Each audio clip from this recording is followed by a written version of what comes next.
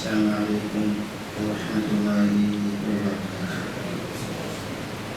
الحمد لله رب العالمين، والصلاة والسلام على أشرف المرسلين وعلى آله وصحبه أجمعين، أما بعد. أعوذ بالله من الشيطان الرجيم. بسم الله الرحمن الرحيم. وكذلك أوحينا إليك روحا من أمرنا ما كنت تدري ما الكتاب ولا الإيمان ولكن جعلناه نورا نهدي به من نشاء من عبادنا وإنك لا تهدي إلى صراط مستقيم. صدق الله العظيم. സത്യവിശ്വാസികളായ സഹോദരന്മാർ, നമ്മുടെ ജീവിതത്തിൻ്റെ എല്ലാ മേഖലകളിലും അല്ലാഹു സുബ്ഹാനഹു വ തആലയെ സൂക്ഷിച്ച് അവൻ്റെ നിയമനിർദ്ദേശങ്ങൾ അനുസരിച്ച് ജീവിതത്തെ ക്രമപ്പെടുത്തണം എന്ന് എന്നോടെന്ന പോലെ നിങ്ങളെയും ഞാൻ ഉപദേശിക്കുന്നു, വസിയ്യത്ത് ചെയ്യുന്നു. അല്ലാഹു സുബ്ഹാനഹു വ തആലയുടെ മഹത്തായ, ഉന്നതമായ, ശ്രേഷ്ഠമായ ദീനിന്റെ വിധിവിലക്കുകൾ അനുസരിച്ചാണ് നാം ഈ ഭൂമിയിൽ ജീവിക്കുന്നതെങ്കിൽ മരണാനന്തരം നാളെ പരലോകത്ത് നിത്യശാന്തിയും സമാധാനവും ലഭിക്കും, അഥവാ സ്വർഗം ലഭിക്കുമെന്ന സന്തോഷ വാർത്ത ഞാൻ നിങ്ങളെ ഓർമ്മപ്പെടുത്തുകയാണ്. അല്ലാഹു സുബ്ഹാനഹു വ തആലയുടെ നിയമനിർദ്ദേശങ്ങൾക്ക് വിരുദ്ധമായിട്ടാണ് നാം ഈ ഭൂമിയിൽ ജീവിക്കുന്നതെങ്കിൽ മരണാനന്തരം നാളെ പരലോകത്ത് നിത്യ അശാന്തിയും കഠിനമായ ശിക്ഷയുമാണ് നമ്മെ കാത്തിരിക്കുന്നത്, അഥവാ നരകമുണ്ട് എന്ന മുന്നറിയിപ്പ് ഞാൻ നിങ്ങളെ ഓർമ്മപ്പെടുത്തുന്നു. അല്ലാഹു സുബ്ഹാനഹു വ തആലയുടെ മഹത്തായ, ഉന്നതമായ, ശ്രേഷ്ഠമായ ദീനിന്റെ വിധിവിലക്കുകൾ ജീവിതത്തിൻ്റെ എല്ലാ മേഖലകളിലും കൃത്യമായി പാലിക്കുവാനും അതനുസരിച്ച് ജീവിതത്തെ ക്രമപ്പെടുത്തുവാനും നാഥനായ റബ്ബ് സുബ്ഹാനഹു വ തആല നമുക്കേവർക്കും തൗഫീഖ് നൽകി അനുഗ്രഹിക്കുമാറാകട്ടെ. സഹോദരന്മാർ, നാം ഇപ്പോൾ റബീഉൽ അവ്വൽ മാസത്തിലാണ് നിലകൊള്ളുന്നത്. റബീഉൽ അവ്വൽ മാസത്തിന് വിശുദ്ധ ഖുർആനിലോ ഹദീസുകളിലോ പ്രത്യേകമായ ശ്രേഷ്ഠതകളൊന്നും പറയുന്നില്ല. ചില മാസങ്ങൾക്ക് ശ്രേഷ്ഠതയും യുദ്ധം ഹറാമാക്കപ്പെട്ട മാസങ്ങളുമൊക്കെ വിശുദ്ധ ഖുർആൻ എടുത്തു പറഞ്ഞിട്ടുണ്ട്. അക്കൂട്ടത്തിലൊന്നും ഈ റബീഉൽ അവ്വലിനെ ഉൾപ്പെടുത്തിയിട്ടില്ല. എന്നാൽ ചരിത്രകാരന്മാരിൽ ഒരു വിഭാഗം ആളുകളുടെ അഭിപ്രായത്തിൽ അല്ലാഹു സുബ്ഹാനഹു വ തആലയുടെ പ്രവാചകന്മാരിൽ അവസാനമായി നിയോഗിക്കപ്പെട്ട മുഹമ്മദ് മുസ്തഫ സല്ലല്ലാഹു അലൈഹി വസല്ലമയുടെ ജന്മം ഈ റബീഉൽ അവ്വൽ മാസത്തിലായിരുന്നു എന്ന് ഒരു വിഭാഗം പണ്ഡിതന്മാരുടെ അഭിപ്രായമുണ്ട്. മറിച്ചും അഭിപ്രായങ്ങളുണ്ട്. എന്തായാലും റസൂലുള്ളാഹി സ്വല്ലല്ലാഹു അലൈഹി വസല്ലമയെ അല്ലാഹു നമ്മിലേക്ക് നിയോഗിച്ചു എന്നുള്ളത് സത്യമാണ്, യാഥാർത്ഥ്യമാണ്. അതുകൊണ്ട് ഈ റബീഉൽ അവ്വലിന്റെ ഒരു മാസക്കാലം നമുക്ക് വേണമെങ്കിൽ പ്രവാചകൻ സ്വല്ലല്ലാഹു അലൈഹി വസല്ലമയെ പഠിക്കാൻ, ആ റസൂലുള്ളാഹി സ്വല്ലല്ലാഹു അലൈഹി വസല്ലമയെ പരിചയപ്പെടുത്താൻ, ആ റസൂലുള്ളാഹി സ്വല്ലല്ലാഹു അലൈഹി വസല്ലമ കാണിച്ചു തന്ന ജീവിതത്തെ നമ്മുടെ ജീവിതത്തിലേക്ക് കൃത്യമായി സൂക്ഷിക്കുവാനും നമുക്ക് ശ്രമം നടത്താം. അതിന് അല്ലാഹു തൗഫീഖ് നൽകട്ടെ. സഹോദരങ്ങളെ, വിശുദ്ധ ഖുർആനിൽ മുഹമ്മദ് മുസ്തഫ സല്ലല്ലാഹു അലൈഹി വസല്ലമയ്ക്ക് അല്ലാഹു നൽകിയ നിയോഗത്തെ സംബന്ധിച്ച്, എന്താണ് അദ്ദേഹത്തിന് നൽകിയതെന്നതിനെ സംബന്ധിച്ച് അല്ലാഹു വിശുദ്ധ ഖുർആനിൽ പറയുന്നുണ്ട് വകദാലിക. ചില കാര്യങ്ങൾ പറഞ്ഞു വന്നതിന് ശേഷം സൂറ അൻ-നിസായിലെ 136-ാമത്തെ ആയത്തിലൂടെ അല്ലാഹു പറയാണ് കദാലിക ഔഹൈന, അപ്രകാരം ഔഹൈന ഇലൈക റൂഹൻ മിൻ അംരിന, ഞങ്ങളുടെ അടുക്കൽ നിന്നുള്ള കൽപ്പന പ്രകാരം ഞാൻ അദ്ദേഹത്തിന് എൻ്റെ റൂഹിനെ ഞാൻ സന്ദേശം നൽകി, ഞാൻ വഹയ്യ് നൽകി. ഈ റൂഹിന്റെ മുഫസ്സിരീങ്ങൾ വിശദീകരണം നടത്തുന്നത് ഇവിടെ റൂഹ് എന്നുകൊണ്ട് ഉദ്ദേശിച്ചത് വിശുദ്ധ ഖുർആനാണ്, പരിശുദ്ധ ഖുർആനാണ്. മാ കുന്ത തദ്രീ മൽ കിതാബ്, ഇത് നൽകപ്പെട്ട വ്യക്തിയുടെ ഒരു പ്രത്യേകതയുണ്ട്. മാ കുന്ത തദ്രീ മൽ കിതാബ്, അദ്ദേഹത്തിന് ഒരു വേദഗ്രന്ഥങ്ങളെ കുറിച്ചും അറിവില്ലായിരുന്നു. വലൽ ഈമാൻ, ഈമാനിനെ കുറിച്ചും അറിയില്ലായിരുന്നു, വിശ്വാസത്തെ കുറിച്ചും അറിയില്ലായിരുന്നു. പക്ഷേ വലാകിൻ ജഅൽനാഹു, ഞാൻ അദ്ദേഹത്തിന് നൽകി നൂറൻ, പ്രകാശം നൽകി. നഹ്ദി ബിഹി, എന്തിനാണ്? അതുകൊണ്ട് അദ്ദേഹം സന്മാർഗം പ്രാപിക്കാൻ വേണ്ടി. മന്നശാഉ മിൻ ഇബാദിന, ഞാൻ ഉദ്ദേശിക്കുന്ന എൻ്റെ ദാസന്മാരിൽ നിന്ന് ഞാൻ എന്ത് ചെയ്യും? അങ്ങനെ സന്ദേശം നൽകും. വഇന്നക ലതഹ്ദി ഇലാ, തീർച്ചയായും താങ്കളും ക്ഷണിച്ചുകൊണ്ടിരിക്കുന്നത് ഇലാ സിറാത്തിൻ മുസ്തഖീം, അഥവാ ഞാനും താങ്കളും ക്ഷണിച്ചുകൊണ്ടിരിക്കുന്നത് സത്യമായ മാർഗത്തിലേക്കാണ്, യഥാർത്ഥ വഴിയിലേക്കാണ്, യഥാർത്ഥ മാർഗത്തിലേക്കാണെന്നാണ് അല്ലാഹു ഇവിടെ സൂറ ശൂറയിലെ 52-ാമത്തെ വചനത്തിൽ അല്ലാഹു പറഞ്ഞു വെക്കുന്നത്. ഞാൻ നേരത്തെ പറഞ്ഞതിൽ ഒരു ചെറിയ മിസ്റ്റേക്ക്. സൂറ ശൂറയിലേക്ക് അല്ലാഹു സുബ്ഹാനഹു വ തആല പറഞ്ഞു വെക്കുന്നു. ഇവിടെ എന്താണ് ഇവിടെ റസൂലുള്ളാഹി സ്വല്ലല്ലാഹു അലൈഹി വസല്ലമയെ അല്ലാഹു പരിചയപ്പെടുത്തുന്നത്? അദ്ദേഹത്തിന് എന്തില്ലായിരുന്നു? നേരത്തെയുള്ള വേദഗ്രന്ഥങ്ങളെ കുറിച്ചോ നേരത്തെയുള്ള അറിവുകളെ കുറിച്ചോ ഒന്നുമില്ലായിരുന്നു, വിശ്വാസവും ഇല്ലായിരുന്നു. എന്നാൽ ഞാൻ എന്ത് ചെയ്തു? എൻ്റെ ഔദാര്യമായി ഞാൻ അദ്ദേഹത്തിന് ഇത് നൽകി. എന്നിട്ട് അദ്ദേഹത്തെ ചുമതലപ്പെടുത്തി എന്തിന്? ഈ സന്ദേശം ജനങ്ങൾക്ക് എത്തിച്ചു കൊടുക്കണം. ഇനി ആ സന്ദേശം ആര് പ്രബോധനം ചെയ്യണം? സത്യവിശ്വാസികളായി നമ്മൾ പ്രബോധനം ചെയ്യണം. ഇനി ഒരു പ്രവാചകൻ വരാനില്ല. അതുകൊണ്ട് റബീഉൽ അവ്വലിൽ നമുക്ക് എന്ത് ചെയ്യാം? ഒരു മാസക്കാലം പ്രവാചകനെ പറഞ്ഞുകൊണ്ടിരിക്കാം. ഇവിടെ നമുക്ക് പഠിക്കാം ആദ്യം, എന്നിട്ട് നമുക്ക് എന്ത് ചെയ്യാം? നമ്മുടെ അയൽവാസികളോട് പറയാം, എന്നിട്ട് നമ്മുടെ മഹല്ലിലുള്ള ആളുകളോട് പറയാം, എന്നിട്ട് നാട്ടുകാരോട് പറയാം. പക്ഷേ നമ്മുടെ ജീവിതത്തിലും അതുണ്ടാകണം. സത്യവിശ്വാസം അല്ലാഹു ഔദാര്യമായി നൽകിയ നമ്മളിൽ പലർക്കും പ്രവാചകൻ സല്ലല്ലാഹു അലൈഹി വസല്ലമ ആരാണെന്ന് അറിയില്ല. ആ റസൂലുള്ളാഹി സല്ലല്ലാഹു അലൈഹി വസല്ലമ നടത്തിയ ദൗത്യം എന്താണെന്ന് അറിയില്ല. ആ പ്രവാചകനെ നമ്മൾ എത്ര കണ്ട് സ്നേഹിക്കുകയും എത്ര കണ്ട് നമ്മൾ പിൻപറ്റുകയും ചെയ്യുന്നുണ്ട് എന്ന് വളരെ ഗൗരവമായി ചിന്തിക്കേണ്ട, ആലോചിക്കേണ്ട ഒരു നിമിഷം കൂടിയാണ്. പ്രിയമുള്ള സഹോദരങ്ങളെ,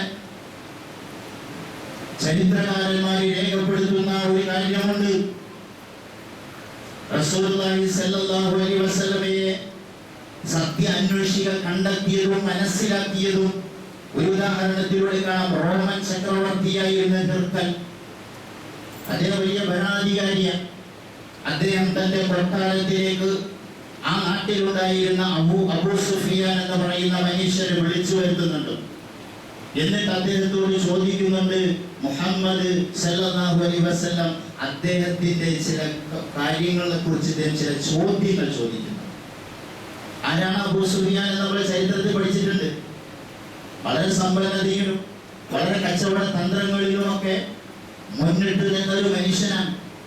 മാത്രമല്ല റസൂലുള്ളാഹി സ്വല്ലല്ലാഹു അലൈഹി വസല്ലമയുടെ ഏറ്റവും വലിയ ശത്രുതയുണ്ടായിരുന്ന ശത്രുത വെച്ച് പുലർത്തിയിരുന്ന ഒരു മനുഷ്യനായിരുന്നു അബൂ സുഫിയാൻ. ആ അബൂ സുഫിയാനെയാണ് ഹിർക്കൽ രാജാവ് തന്റെ കൊട്ടാരത്തിലേക്ക് വിളിച്ചു വരുത്തിയിട്ട് ആ പ്രവാചകനെ കുറിച്ച് റസൂലുള്ളാഹിയെ കുറിച്ച് ചോദിക്കുന്നത്. എന്നിട്ട് ഒന്നാമതായി അദ്ദേഹം ചോദിക്കുന്നുണ്ട്, എങ്ങനെയുള്ള കുടുംബത്തിലാണ് അദ്ദേഹം ജനിച്ചത് എന്ന്. അദ്ദേഹത്തിന് അറിയേണ്ടിയിരുന്നത് അദ്ദേഹത്തിന്റെ കുടുംബം എങ്ങനെയുള്ള കുടുംബമായിരുന്നു എന്ന്. അപ്പോൾ അദ്ദേഹം മറുപടിയായി അബൂ സുഫിയാൻ പറയുന്നുണ്ട്, അദ്ദേഹം ഉയർന്ന തറവാട്ടിൽ ജനിച്ച മനുഷ്യനായിരുന്നു. എന്തിനായിരുന്നു അങ്ങനെ ചോദിച്ചതെന്നറിയോ? ഏതെങ്കിലും ഉയർന്ന തറവാട്ടിൽ അല്ലെങ്കിൽ അദ്ദേഹം അറിയപ്പെടാത്ത ഒരു മനുഷ്യനാണെങ്കിൽ പ്രവാചകത്വവാദം കൊണ്ട് അയാളുടെ ഉദ്ദേശം എന്തായിരിക്കണം? ഞാൻ ലോകത്ത് ഏറ്റവും നന്നായി തിരിച്ചറിയുന്ന മനുഷ്യനായിരിക്കണം, ഞാൻ ലോകത്ത് ഏറ്റവും കൂടുതൽ അറിയപ്പെടുന്ന ഒരു മനുഷ്യനാകണം, അറിയപ്പെടാനുള്ള ഒരു മനുഷ്യനായിട്ട് പ്രവാചകത്വവാദത്തെ അദ്ദേഹം കൊണ്ടുവരാം. അപ്പൊ അദ്ദേഹം പറഞ്ഞു അതല്ല. പിന്നെ വീണ്ടും ചോദിക്കുന്നുണ്ട്, ഇദ്ദേഹത്തിന് മുമ്പ് ഇദ്ദേഹത്തിന്റെ കുടുംബത്തിൽ നിന്ന് ആരെങ്കിലും പ്രവാചകത്വവാദം ഉന്നയിച്ചിട്ടുണ്ടോ? അബൂ സുഫിയാൻ മറുപടിയായി പറയുന്നു, ഇല്ല, ആരും ചെയ്തിട്ടില്ല. ഞങ്ങൾക്ക് അദ്ദേഹത്തിന്റെ കുടുംബവുമായി ബന്ധപ്പെട്ടിട്ടുള്ള ആളുകൾ തന്നെയാണ്, പക്ഷെ അങ്ങനെ ഒരു മനുഷ്യരും വന്നിട്ടില്ല. അപ്പൊ അതങ്ങനെ വന്നിട്ടുണ്ടെങ്കിൽ തലമുറകളിൽ നിന്ന് ചില ആളുകൾക്ക് ചില അസുഖങ്ങൾ ഉണ്ടാകാം. അപ്പൊ ആ അസുഖത്തിന്റെ ആളുമല്ല, അതും അയാളിൽ എന്തില്ല, ഇല്ല. ഇനി വീണ്ടും പറയുന്നു, പൂർവികരിൽ നിന്ന് ആരെങ്കിലും രാജാക്കന്മാരുണ്ടായിരുന്നു? പൂർവകാലത്ത് ഏതെങ്കിലും രാജാക്കന്മാർ, ഭരണാധികാരികൾ ഇയാളുടെ കുടുംബത്തിൽ ഉണ്ടായിരുന്നു? അബൂ സുഫിയാൻ അതിന് മറുപടി പറയുന്നു, ഇല്ല, ആരും ഉണ്ടായിട്ടില്ല. അപ്പോഴും അദ്ദേഹം പറയുന്നു, അങ്ങനെ ഉണ്ടായിരുന്നെങ്കിൽ ചിലപ്പോൾ എന്ത് ചെയ്യാം, പൂർവ്വ തലമുറയുടെ ഉപ്പ അങ്ങനെ ആയിരുന്നു എന്ന് പറഞ്ഞിട്ട് എന്ത് ചെയ്യാം, വാദിക്കാം. അങ്ങനെയുമല്ല. ഇത് ചോദിക്കുന്നുണ്ട്, പ്രബലനാണോ അതല്ല ദുർബലനാണോ അദ്ദേഹത്തോടൊപ്പം ചേർന്നത്? ഈ പ്രബോധനം നടത്തിക്കൊണ്ടിരിക്കുകയാണല്ലോ. അപ്പൊ ഈ പ്രബോധനത്തിൽ, ഇങ്ങനെയുള്ള പ്രബോധനത്തിൽ ചേർന്ന് ഇദ്ദേഹത്തിനോടൊപ്പം ചേർന്നത് സാമ്പത്തികമായി നിൽക്കുന്നവരും വലിയ ഉന്നതിയിലുള്ള ആളുകളുമാണോ അതല്ല വളരെ പാവപ്പെട്ട ആളുകളാണോ? അബൂ സുഫിയാൻ പറയാണ്, വളരെ ദുർബലരായ മനുഷ്യന്മാരാണ് അദ്ദേഹത്തോടൊപ്പം കൂടുന്നത്, അടിമകളിൽ നിന്ന്. അതുപോലെ തന്നെ മറ്റ് വളരെ താഴെയുള്ള ആളുകളാണ്. ആരൊക്കെയായിരുന്ന ചരിത്രകാരന്മാർ പിന്നെ പറയുന്നുണ്ടല്ലോ, ബിലാൽ, അമ്മാർ, യാസർ, സുമയ്യ, അങ്ങനെ തുടങ്ങുന്ന അടിമത്ത വിഭാഗങ്ങളിൽ നിന്നും അദ്ദേഹത്തോടൊപ്പം ആകെ ചേർന്നിട്ടുള്ള, അദ്ദേഹത്തോടൊപ്പം എപ്പോഴും കൂട്ടുകാരനായി നടന്ന് ശീലിച്ച് അങ്ങനെ ഇത് അബൂബക്കർ റളിയല്ലാഹു മാത്രമായിരുന്നു പ്രബലരാകുന്ന ആളുകളിൽ നിന്ന് അദ്ദേഹത്തോടൊപ്പം ചേർന്നിട്ടുള്ളത്. ബാക്കിയുള്ള ആളുകളൊക്കെ വളരെ പട്ടിണി പാവങ്ങളാണ് അദ്ദേഹത്തോടൊപ്പം ചേർന്നുകൊണ്ടിരിക്കുന്നത്. അപ്പോൾ വീണ്ടും ഹിർഖൽ രാജാവ് പറയുന്നുണ്ട്, അപ്പോൾ അദ്ദേഹം അതല്ല, ഏത് അദ്ദേഹം ഒരു മോശക്കാരനായ മനുഷ്യനല്ല.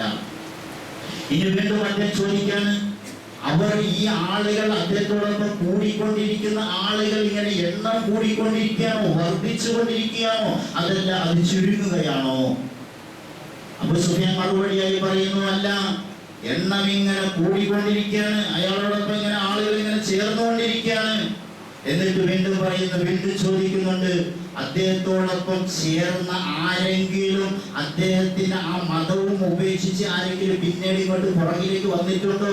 അബൂ സുഫിയാൻ പറഞ്ഞു, ഇല്ല, ഒരാളും അദ്ദേഹത്തോടൊപ്പം ചേർന്നിട്ടുള്ള ഒരാളും അദ്ദേഹത്തെ വിട്ടുപോയിട്ടില്ല. നമ്മൾ കാണുന്ന പലരുണ്ട്. ഒരു സാന്ദർഭികമായി ഞാൻ പറയണം, നമ്മൾക്ക് ആ കൂട്ടത്തിൽ ചേർന്നവരിൽ നിന്ന്, കൂട്ടത്തിൽ നിന്ന് എന്ത് ചെയ്യുന്നവർ, പിന്തിരിഞ്ഞു പോകുന്നവർ, പറ്റൂല എന്ന് പറഞ്ഞ് എന്ത് ചെയ്യുന്നവർ, പിന്തിരിഞ്ഞു പോകുന്നവർ, അവരെന്താണ്, റസൂലുള്ളാഹിയെ പഠിച്ചിട്ടില്ല എന്നുള്ളത്. റസൂലുള്ളാഹിയെ പഠിച്ചിട്ടില്ല, പഠിക്കാൻ ശ്രമിക്കണമെന്നാണ് എന്ത് ചെയ്യാനുള്ളത്, അവരോട് സാന്ദർഭികമായി. ഇനി അദ്ദേഹം പറയാണ്, പ്രവാചകത്വത്തിന് അദ്ദേഹം പ്രവാചകത്വം കിട്ടുന്നുണ്ടല്ലോ, അദ്ദേഹം പ്രവാചകത്വം കിട്ടിയതിനു മുമ്പ് എപ്പോഴെങ്കിലും അദ്ദേഹം കളവ് പറഞ്ഞിട്ടുണ്ടോ? ഹിർഖൽ രാജാവ് പറയാണ്, ഹിർഖൽ രാജാവിനോട് പറയാണ്, അബൂ സുഫിയാൻ പറയാണ്, എന്ത്, അദ്ദേഹം ജീവിതത്തിൽ ഇതുവരെയും കളവ് പറഞ്ഞിട്ടില്ല. ജീവിതത്തിൽ ഇതുവരെ, മാത്രമല്ല ഞങ്ങളെല്ലാം, ഞങ്ങളുടെ നാട്ടുകാർ മുഴുവൻ അദ്ദേഹത്തെ അല്ലമീൻ എന്നാണ് ഞങ്ങൾ വിളിക്കുക, വിശ്വസ്തൻ എന്നാണ് ഞങ്ങൾ വിളിക്കുക. മാത്രമല്ല ഞങ്ങളിലുള്ള അദ്ദേഹത്തോടൊപ്പം വിരോധം വെക്കുന്ന ആളുകൾ വരെ ഞങ്ങളുടെ വസ്തുക്കൾ സൂക്ഷിക്കാൻ ഏൽപ്പിക്കുന്നത് അയാളെ. ഞങ്ങൾക്കൊരു പ്രശ്നമുണ്ടായാൽ ഞങ്ങളുടെ പ്രശ്നത്തിന് പരിഹാരം കിട്ടാൻ വേണ്ടി വിളിക്കുന്നത് അയാളെയാണ് ഞങ്ങൾ വിളിച്ചുകൊണ്ട് വരുന്നത്. ആരെ? മുഹമ്മദുർ റസൂലുള്ളാഹി സ്വല്ലല്ലാഹു അലൈഹി വസല്ലം ഞങ്ങൾ വിളിച്ചുകൊണ്ട്. വീണ്ടും അദ്ദേഹം ചോദിക്കുകയാണ്, അദ്ദേഹവുമായി നിങ്ങൾ യുദ്ധത്തിൽ ഏർപ്പെടാറുണ്ട്. ആരാ വിജയിക്കുന്നത്? അപ്പൊ അദ്ദേഹം ചിലപ്പോൾ ഞങ്ങൾ വിജയിക്കും, ചിലപ്പോൾ അദ്ദേഹം വിജയിക്കും. വിജയപരാജയങ്ങൾ മാറി തിരിഞ്ഞു വരുന്നുണ്ട്. അപ്പോഴും അദ്ദേഹം ഹിർഖൽ രാജാവ് പറയുന്നു, വിജയപരാജയങ്ങൾ മാറി വരുന്നു. എന്തൊക്കെ നോക്ക്, ഒരു ഹിർഖൽ രാജാവ് എന്ന ആ രാജ റോമൻ ചക്രവർത്തിയാണ്. അയാളാണ് എന്ത് ചെയ്യുന്നത്, അദ്ദേഹമാണ് ഇങ്ങനെ ചോദിക്കുന്ന കാര്യങ്ങൾ. ഇനി അദ്ദേഹം ചോദിക്കുകയാണ്, എന്തൊക്കെയാണ് അദ്ദേഹം ആവശ്യപ്പെടുന്നത്, എന്തൊക്കെയാണ്? അള്ളാഹുവിനെ ആരാധിക്കണമെന്നും അവരോടൊപ്പം മറ്റൊരു വസ്തുക്കളെയും പങ്കുചേർക്കരുതെന്നും അതുപോലെ തന്നെ പൂർവ്വ പിതാക്കളുടെ മനോഗതികളെ അതുപോലെ അവരുടെ മനോഗതികൾ ഉപേക്ഷിക്കുകയെന്നും നമസ്കാരവും സത്യസന്ധതയും ധാർമ്മികതയും കുടുംബബന്ധവും ഇതിനൊക്കെ നിങ്ങൾ സൂക്ഷ്മത പാലിക്കണമെന്നുള്ള തത്വങ്ങളാണ് അദ്ദേഹം ഈ ജനതയോട് ഉപദേശിച്ചുകൊണ്ടിരിക്കുന്നത്. ഇങ്ങനെ ഈ കാര്യങ്ങൾ കേട്ടതിന് ശേഷം അദ്ദേഹം പറയുകയാണ്,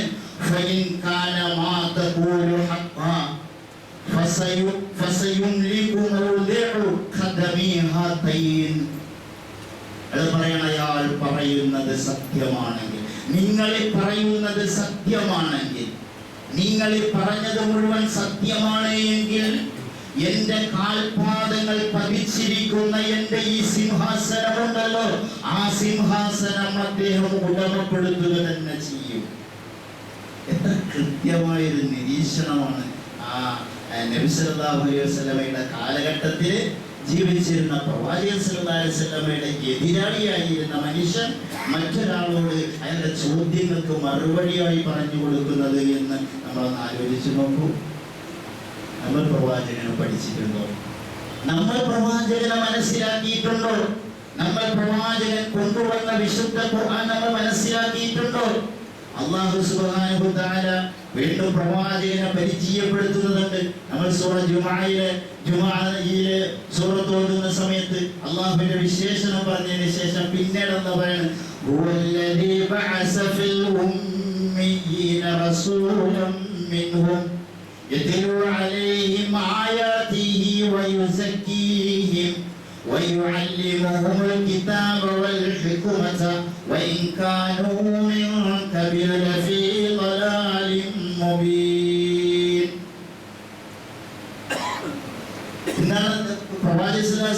പറയാണ് നിരക്ഷരരായ ഒരു ജനതയിലേക്ക് അവരിൽ നിന്ന് തന്നെ ഒരു ദൈവദൂതനെ നിയോഗിച്ചവനാണ് അല്ലാഹു.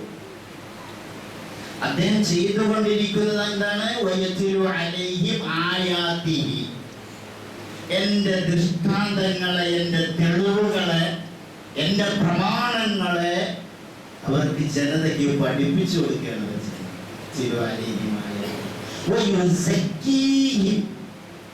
അവരെ ആന്തരികമായ സംസ്കരണ പ്രവർത്തനങ്ങൾ നടത്തിക്കൊണ്ടിരിക്കുകയാണ്.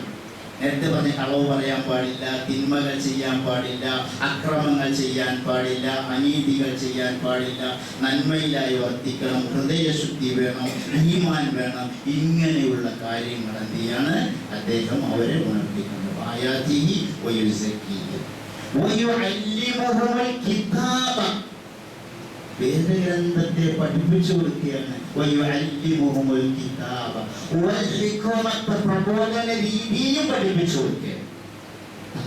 പ്രബോധന രീതി എങ്ങനെയാണ് ഈ സന്ദേശത്തെ മറ്റുള്ളവർക്ക് നിങ്ങൾ എത്തിച്ചു കൊടുക്കേണ്ടത്, നിങ്ങൾ എത്തിച്ചു കൊടുക്കേണ്ട നിങ്ങളുടെ ബാധ്യതയാണ്. എങ്ങനെയാണ് എത്തിച്ചു കൊടുക്കുന്നത് എന്ന് അദ്ദേഹത്തിനോടൊപ്പമുള്ള അനുയായികൾക്ക് അദ്ദേഹം പഠിപ്പിച്ചു കൊടുക്കുക.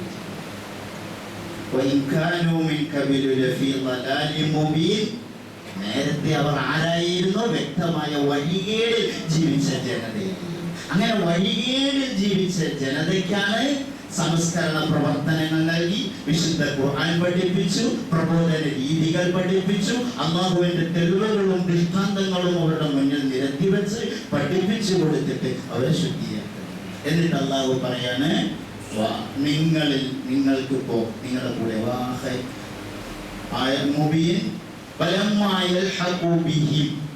നിങ്ങളിൽ നിങ്ങളിപ്പോ അതേ നിങ്ങളോടൊപ്പം ഉണ്ട്. ഇനി നിങ്ങളിലേക്ക് എത്തിപ്പെടാത്ത ആളുകൾക്കും ഇത് നിങ്ങൾ എന്ത് ചെയ്യണം? എത്തിച്ചു കൊടുക്കണം. ഇത് നിങ്ങൾ എത്തിച്ചു കൊടുക്കണം. ഇവിടെ നമ്മൾ ഇത് എത്തിച്ചു കൊടുക്കുകയാണോ?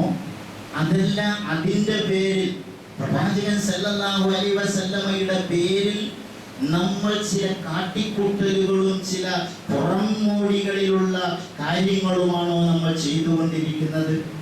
ആ റസൂലുള്ളാഹി സല്ലല്ലാഹു അലൈഹി വസല്ലമയോട് ഇഷ്ടമുണ്ടെങ്കിൽ ആ പ്രവാചകൻ കൊണ്ടുവന്നിട്ടുള്ള വിശുദ്ധ ഖുർആനും പ്രവാചക ചര്യയുമാണ് നമ്മുടെ ജീവിതത്തിന്റെ മേഖലകളിലേക്ക് എത്തിപ്പെടേണ്ടതെന്ന് വിശുദ്ധ ഖുർആൻ അല്ലാഹു ഉണർത്തുകയാണ്. ഇന്ന ഹാദൽ ഖുർആന യഹ്ദി للذي هي أقوم ويبشر المؤمنين الذين يعملون الصالحات أن لهم أجرا كبيرا. അല്ലാഹു വിശുദ്ധ ഈ ഖുർആൻ അത് നിങ്ങളെ സന്മാർഗത്തിലേക്ക് നയിക്കുന്നതാണ്. ഈ വേദഗ്രന്ഥം ഇത് നിങ്ങൾ സന്മാർഗത്തിലേക്ക് കൊണ്ടുപോകുന്നതാണ്. മാത്രമല്ല നിങ്ങൾക്ക് വഴികാട്ടിയാണിത്.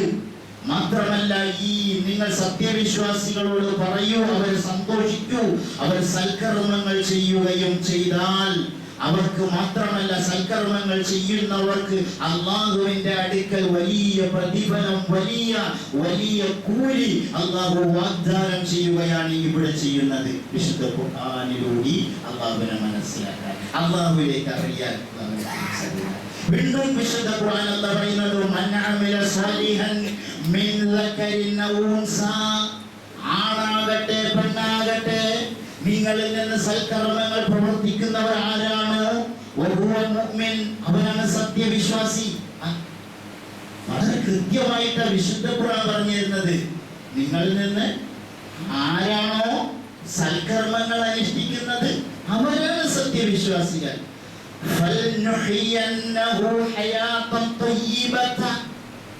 അവർക്ക് നല്ല ജീവിതം ഞാൻ നൽകും. ആരാ പറയണത്? അല്ലാഹു പറയുന്നത് നല്ല പരിശുദ്ധമായ ജീവിതം ഞാൻ നൽകും.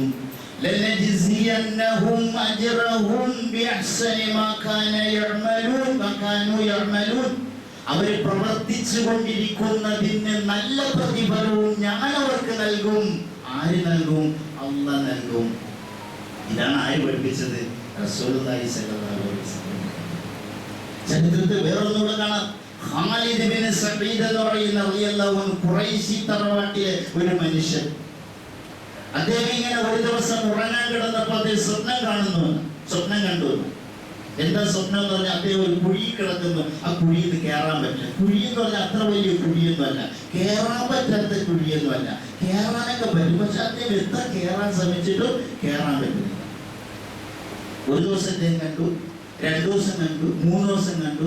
ഇങ്ങനെ 2-3 ദിവസമായപ്പോൾ ഇത് എന്ത് ചെയ്യാണ്?